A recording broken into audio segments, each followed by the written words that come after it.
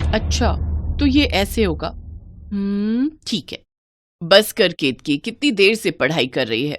चल मेरे साथ जरा खाना बनवा दे। अभी आई माँ। ये है केतकी, जो देखने में बहुत काली थी। केतकी के घर में उसकी माँ सरिता और उसका बड़ा भाई सुनील रहते थे। सुनील एक फैक्ट्री में काम करता था, जबकि केतकी कॉलेज में पढ़ाई कर रही थी। वो पढ़ने में बहुत ही होशियार थी। उसे पढ़ाई करना बहुत पसंद था। बस केतकी का रंग बहुत काला था, जिसकी वजह से उसकी माँ सरिता को उसकी बहुत चिंता होती थी। फिर उस दिन रसोई में, तेरे पेपर कब है केतकी? माँ, बस अगले महीने, फिर मेरी ग्रेजुएशन कंप्लीट हो जाएगी। उसके बाद क्या सोचा है? माँ, मैं शहर जाकर बच्चों को पढ़ाऊंगी। हैं? और यहाँ कौन रहेगा मेरे पास? क्यों, भैया है तो सही, और वैसे भी उनकी शादी तो होने ही वाली है, तो आपके पास भैया भाभी दोनों रहेंगे। देखना, सुनील की शादी को अब बस 20 दिन रह गए हैं और कुछ भी तैयारी नहीं हुई अभी तक। अगर शादी में कुछ कमी रह गई तो सुनील के ससुराल वाले गुस्सा करेंगे। क्या हुआ, तू हंस क्यों रही है?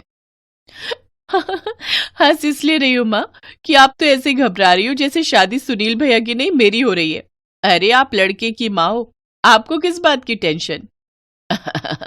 ये बात तो तूने सही कही, देख लूंगी पटवारी को। ये हुई ना बात। सरिता का बेटा सुनील सुनीता से शादी कर रहा था। वो उसके साथ कॉलेज में पढ़ती थी।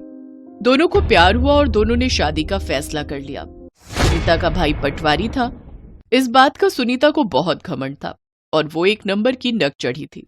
ऐसे ही वक्त गुजर गया और फिर सुनील और सुनीता की शादी हो गई। लेकिन इस शादी के बाद से सब कुछ बदल गया। आते ही सुनीता ने केतकी और सरिता से लड़ाई शुरू कर दी। रोज की तूतू मैमे की वजह से सरिता का स्वास्थ्य बिगड़ने लगा और फिर वो एक दिन चल बसी। और फिर एक दिन, सारा दिन बस पढ़ाई का नाटक करती रहती है, घर का काम कौन करेगा? सॉरी भाभी, बताओ ना क्या करना है। अच्छा, तो अब ये भी मैं बताऊं? क्यों, तेरे पास आंखें नहीं है? काली कलूठी तो है ही, साथ में दिखाई भी कम देता है क्या? भाभी, मुझसे कोई गलती हो गई? हाँ, हो गई, और बहुत बड़ी गलती हो गई।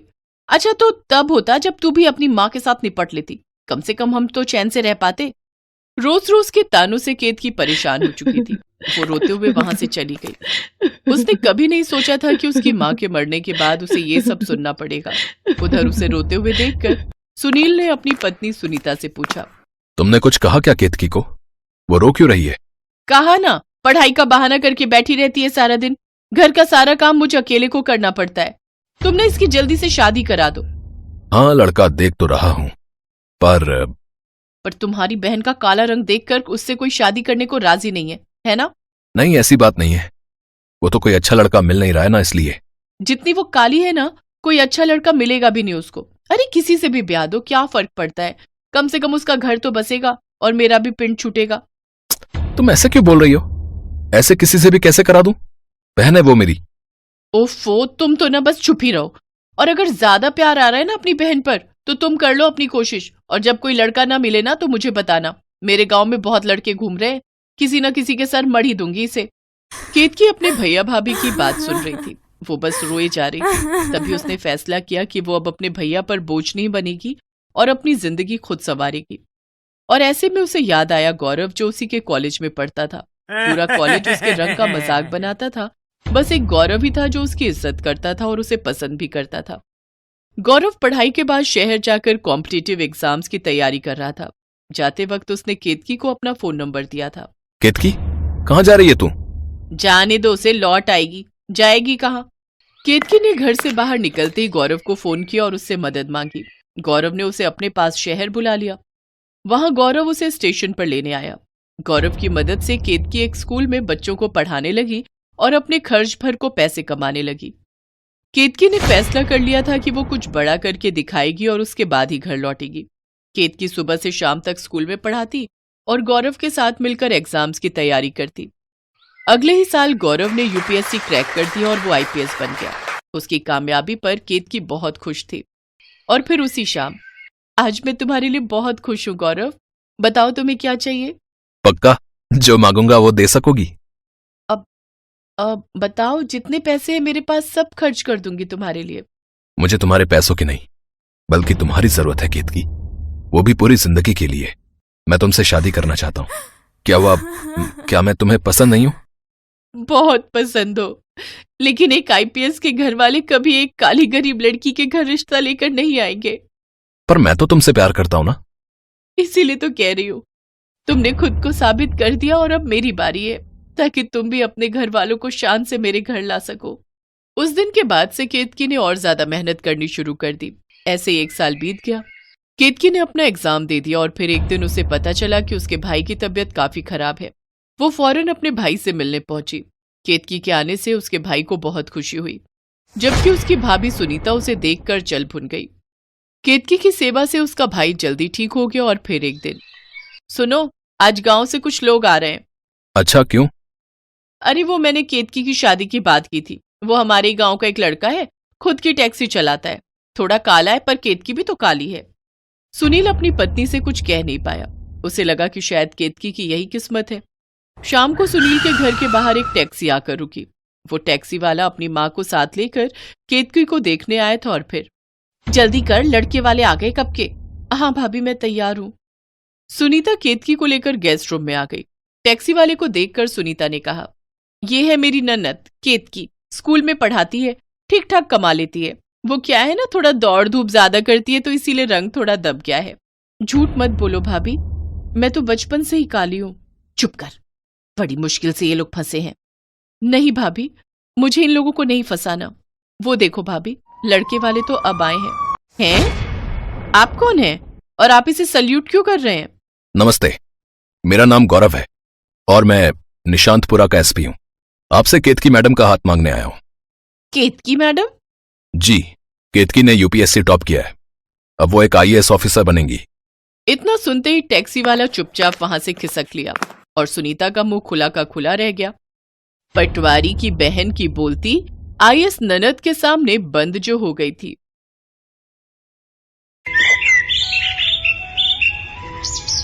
राघव, आप मुझे जल्दी लेने आइएगा। शीतल, ये क्या हो गया है तुम्हें? तुम्हारा भाई पंकज कब से तुम्हें बुला रहा है। अब तुम मायके जा रही हो तो कुछ दिन रुक कर ही आना। आखिर भाई है तुम्हारा वो। आखिर इतनी दूरी क्यों भाई? तुम्हें तो बस अपनी आजादी प्यारी है, किसी की फीलिंग्स की तुम्हें कोई कदर नहीं। एक बार कह दिया ना, 2-3 दिन में ही वापस बुला लेना। अच्छा बाबा, ठीक है। इतना कहकर राघव ने शीतल को यश के साथ ट्रेन में बिठा दिया। कुछ देर बाद यश सो चुका था। शीतल की भी आंख लग गई। फिर तड़के सुबह शीतल का फोन बजा। शीतल, कुछ देर बाद ट्रेन स्टेशन पर पहुंच जाएगी। मैं पंकज को फोन कर देता हूँ, वो तुम्हें और यश को लेने स्टेशन आ जाएगा। नहीं, उसकी कोई जरूरत नहीं है, मैं ऑटो लेकर खुद चली जाऊंगी। ये कहकर शीतल फोन काट देती है। अब उसके मन में कई सवाल जवाब तहलका मचा रहे थे। उसे मायके के वो पुराने दिन याद आ रहे थे। पंकज बेटा, जा, शीतल बेटी स्टेशन पर पहुंचती ही होगी, जाकर ले आओ उसे। बच्चे और सामान के साथ आने में उसे परेशानी होगी। माँ, वो पहली बार थोड़ी ना आ रही है और वो पूरे शहर से परिचित है। वो तो हमारे सागरपुर की डॉन थी, वो अपने आप आ जाएगी। देख, मेरे जीते जी तू मना मत कर। मेरे मरने के बाद जैसा रिश्ता निभाना है निभाते रहना। ये बातें सोचकर शीतल के चेहरे पर हल्की मुस्कुराहट आ गई, लेकिन अगले ही पल वो उदास हो गई। दरअसल शीतल की माँ की मौत को 1 साल बीत चुका था। जब उसकी माँ जिंदा थी तो वो किसी न किसी बहाने से शीतल को बुला ही लेती थी, और शीतल भी पूरे हक से जाती थी कि ये तो मेरी माँ का घर है। लेकिन अपनी माँ के गुजरने के बाद तो मानो शीतल का मायके से वो जुड़ाव रहा ही नहीं था। उस 1 साल में कितना कुछ बदल चुका था। अब उसे अपने मायके में पहले जैसा अपनापन नहीं लगता था। अभी तक माँ होती तो 10 बार फोन कर चुकी होती, लेकिन भैया भाभी का अभी तक एक भी फोन नहीं आया। कुछ देर बाद गाड़ी स्टेशन पर आकर रुकी। शीतल ने ऑटो किया और मायके पहुंच गई। अरे दीदी, आ गई आप? आइए आइए, हम कब से आपकी राह देख रहे थे। अब कैसी हो दीदी? और मेरा ये शैतान भांजा कैसा है? ये ले यश, चॉकलेट खा। थैंक यू मामा। दीदी, आप अपना ये सामान गेस्ट रूम में रख दीजिए, आपका बिस्तर भी वहीं लगा हुआ है। नहीं भाभी, मैं माँ के कमरे में ही सो जाऊंगी। अरे लेकिन उसे तो हमने अब स्टोर रूम बना दिया है। वो क्या है ना, घर में एक्स्ट्रा सामान रखने की जगह ही नहीं थी। शीतल को ये जान अच्छा नहीं लगता। वो चुपचाप अपना सामान गेस्ट रूम में ही रख देती है। फिर शाम को वो भाभी का हाथ बटाने किचन में जाती है। यहीं तो रखा था, न जाने कहाँ है। क्या हुआ दीदी, क्या ढूंढ रही हो? भाभी, माँ का वो स्टील वाला डिनर सेट नहीं मिल रहा जिसमें वो अक्सर हमारे आने पर खाना परोसती थी। अच्छा वो, उसे तो मैंने निकाल दिया। वो क्या है ना, रसोई में बहुत भीड़ हो रही थी, इसलिए मैंने सभी बेकार चीजें फेंकवा दी। आप चिंता मत कीजिए, मैंने डिस्पोजेबल ग्लास और प्लेट्स मंगवा ली हैं। उसी में खा लेंगे तो बर्तन धोने का झंझट ही नहीं रहेगा। माँ थी तो वो हमेशा स्टील के बर्तन में ही खाना परोसती थी, लेकिन आज दीदी किस सोच में पड़ गई? आप बैठिए, मैं खाना परोस देती हूँ। वो सभी डिनर करने बैठे। डिनर में आज भाभी ने दाल और कद्दू की सब्जी बनाई थी। ये देख शीतल को पुराने दिन याद आते हैं। भाई वाह माँ, आज तो तरह तरह के पकवान बन रहे हैं। बड़ी खातिरदारी हो रही है माँ अपनी बेटी की है।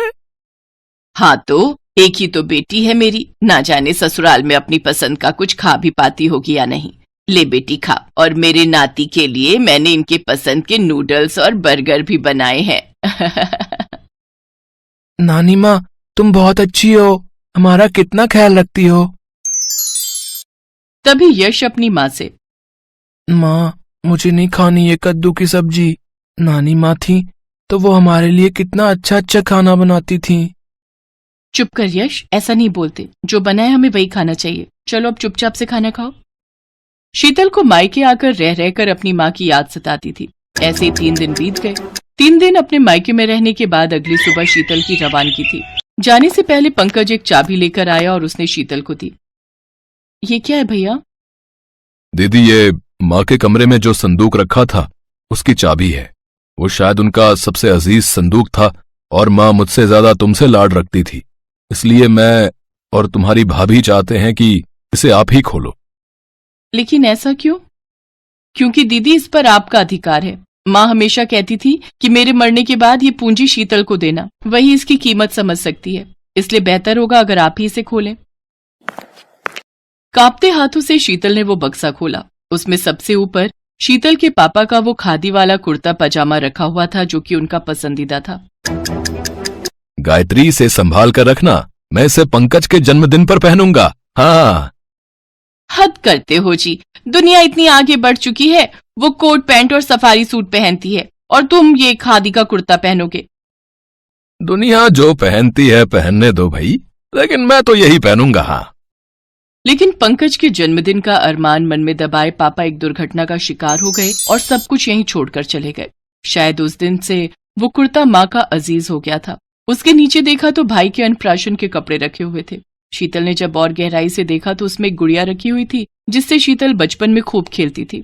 कितनी ही ऐसी यादें उस संदूक में कैद थी जो शायद एक माँ के लिए बहुत खास थी। ये सब देख शीतल की आंखों में आंसू आ गए और उसने अपनी भाभी से कहा, भाभी क्या ये संदूक में? हाँ हाँ दीदी, इसकी कीमत आपसे ज्यादा कोई नहीं समझ सकता, आप बेझिझक इसे ले जा सकती हैं। दीदी आती रहना, तुम आती हो तो लगता है माँ आ गई। इस घर को कभी पराया मत समझना, इस घर में तुम्हारा सम्मान हमेशा होगा, ये एक भाई का वादा है। पंकज की ये बात सुनकर शीतल उसके गले लग गई। दोनों के आंसू छलक पड़े। फिर अपनी माँ की तस्वीर को देखते हुए शीतल ने कहा, जा रही हूं माँ, लेकिन तेरे बगैर माई का क्या होता है, आज ये जान लिया। तुम सिर्फ आंखों से दूर हुई हो, लेकिन तुम्हारी मौजूदगी तो माई का शब्द में ही है। तुम्हारी मौजूदगी हमेशा इस घर में और हमारे दिलों में रहेगी माँ।